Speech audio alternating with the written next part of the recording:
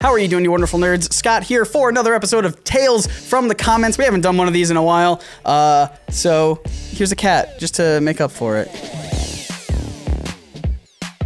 So if you're new to the channel, or even if you've been here for a while, these comment responses might be a little bit new to you because we haven't done one in a couple months. But the way that I like to do it is encourage you guys to leave some comments in the comments section where the comments go. And then afterwards, I like to continue the discussion, see what you guys had to say, respond to some of your comments. It's a good time. And the way that this works is I have friends, Dave and Lanisha, who go into the comments, take some screenshots, and send them to me. I've not seen these comments in advance, so it's gonna be me reacting to them live right here. And also, if you want a longer form version of this, we actually record this Tales from the Comments live on our Sidekick channel, so you can see the whole ordeal of everything that goes on here, all the cut stuff, all of my failings and flubs, all that good stuff. Link will be in the description if you want to go check that out. And because it's live, I could say some really weird stuff. DK dabs in Mario Kart 8? Yeah. So the videos I'm going to be responding to today are the real origin of Jonah Jameson and what exactly are the Avengers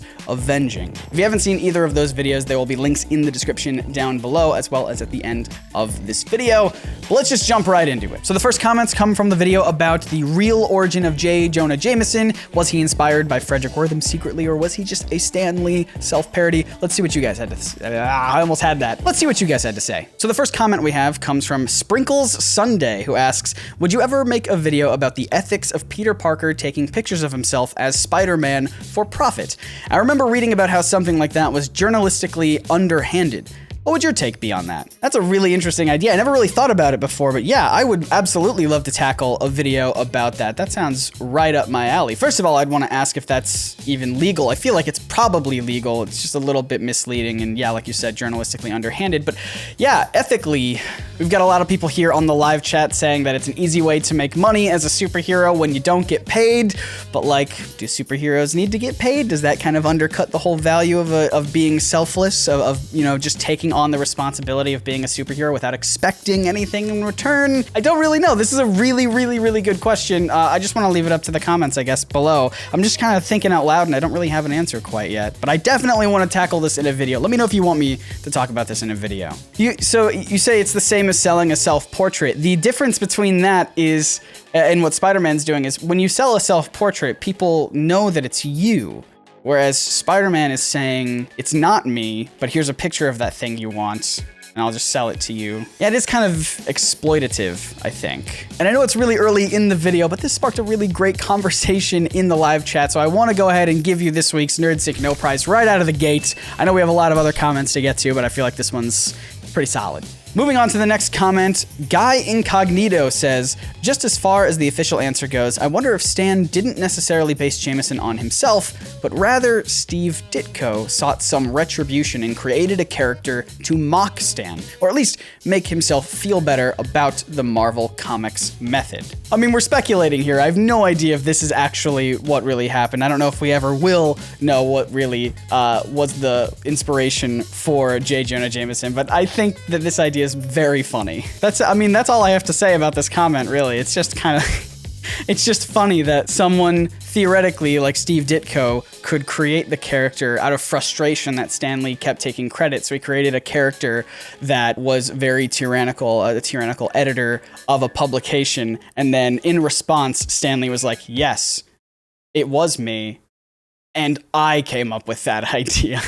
The next comment comes from Emmett Matthew, who says, I think it can be both. They can't directly port a sociologist into comics as a newspaper editor, so the editor part comes from Stan. But I absolutely agree the parallels in the narrative line up too well for the reader to not make that comparison. I hadn't thought of it before specifically, but upon seeing the title and having seen your other videos on the CCA, I knew exactly where this was going, and it totally clicked. Thank you so much. That means a lot to me. I tweeted out not too long ago about how I was worried that I was talking about the CCA too much and that people might be annoyed with it, but most of you guys said that as long as it's relevant, you don't really mind. And in fact, most of you didn't even notice that I talked about the CCA a lot these past few months, and we're going to be talking about them even more. As I hinted at in that video, I said I wanted to do a full video about the trial of the Senate subcommittee hearing on juvenile delinquency, because that's just super fun. If you've ever read 10 Cent Plague, That is a great book that goes into this era of the comic book industry in extreme detail with a ton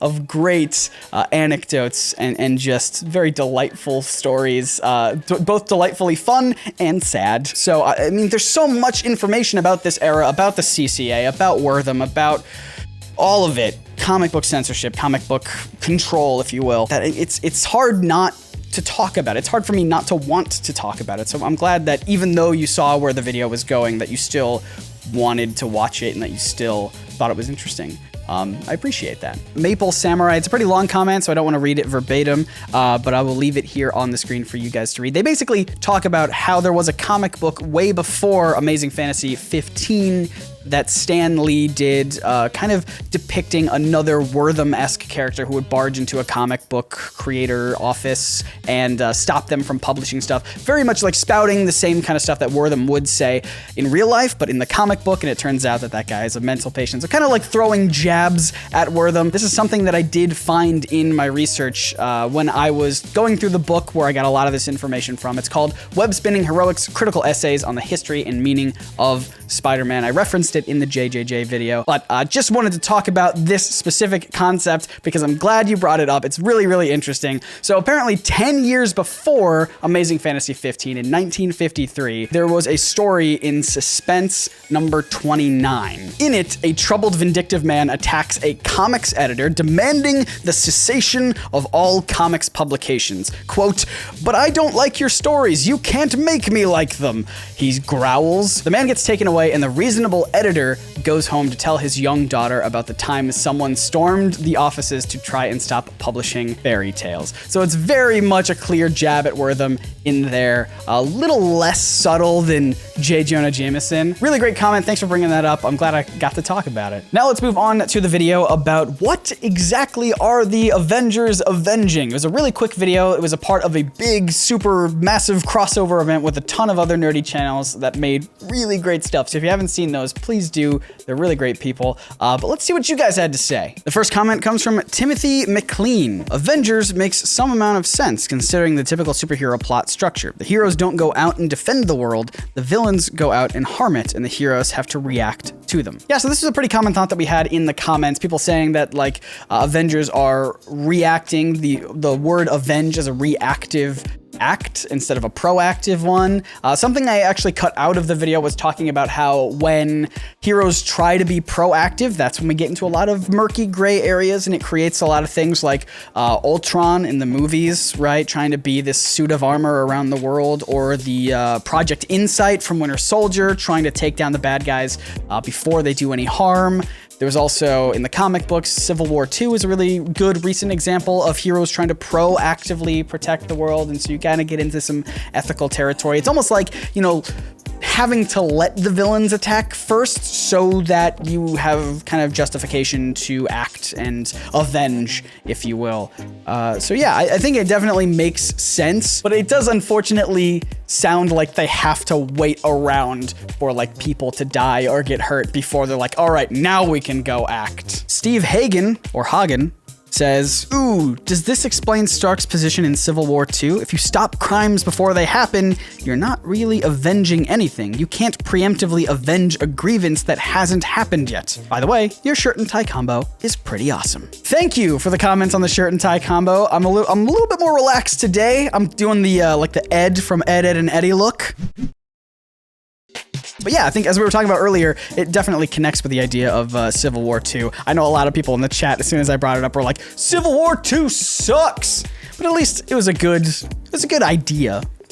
Not a great execution. Larry Potter says, I don't think it was just a name that happened to pop into Stan Lee's head. Back in the 60s, there was a TV show that the BBC had put out that was both popular not only in Britain, but the ABC network showed it in the US, and it also became a hit in America called The Avengers. I have a feeling it was more than a coincidence that Stan the man thought, what an awesome name for a superhero group. Yeah, I've heard about this TV show. I've seen it because, you know, I search IMDb for Avengers-related things pretty not frequently, but I've done it before, and this show does come up. I don't really know that much about it, but it does make sense that Stan would take a little bit of inspiration from it. I don't know. I don't want to speculate and put, ideas into there and then market it as facts, but I think it is interesting, at the very least, that there was kind of this thing in pop culture at the time called the Avengers around the time when Stan was coming up with the name for the team. Maybe it's a coincidence. Maybe it's not. Who knows? That's a good thought. This last comment comes from somebody who comments all the time on YouTube and Twitter, and I'm so sorry that I would probably mispronounce your name so badly that I don't even want to try, because you're a lovely person, and I don't want to butcher your name just because I'm the whitest of men. They say, this is actually quite interesting. It makes me think that the Avengers were ahead of those other groups of heroes, having all those other names available, and yet chose the Avengers. I suppose that the creators wanted them to be more than the Defenders or Guardians or Protectors, and also the Avengers just has a cool ring to it. I think that the other three names have the idea of preventing, and Avengers feels like it goes beyond. As Stark said, if they fail defending, protecting, or guarding the Earth, they will avenge it. I really like that idea of the Avengers going beyond, because even if you have the Defenders or the Guardians or the Protectors, those are all ideas that could fail. You could fail, you could not protect someone, you could not guard someone, you could not defend someone, you could be bad at it, you could just fail at it. Whereas the Avengers are saying it doesn't matter, if we protect the Earth, if we guard the Earth, if we defend the Earth. What matters is we're gonna avenge it, even in the scenario where we can't save everyone. And I really like that thought. I really like that comment. It kind of says that it's like the ultimate team where, like, yeah, they're probably gonna fail sometimes, but they're gonna continue fighting regardless. Even if they can't stop a threat, they're gonna avenge it, and I really like that. That's a great comment, so much so that I'm going to award a second NerdSync No Prize. What? Unprecedented! Yes, you deserve it.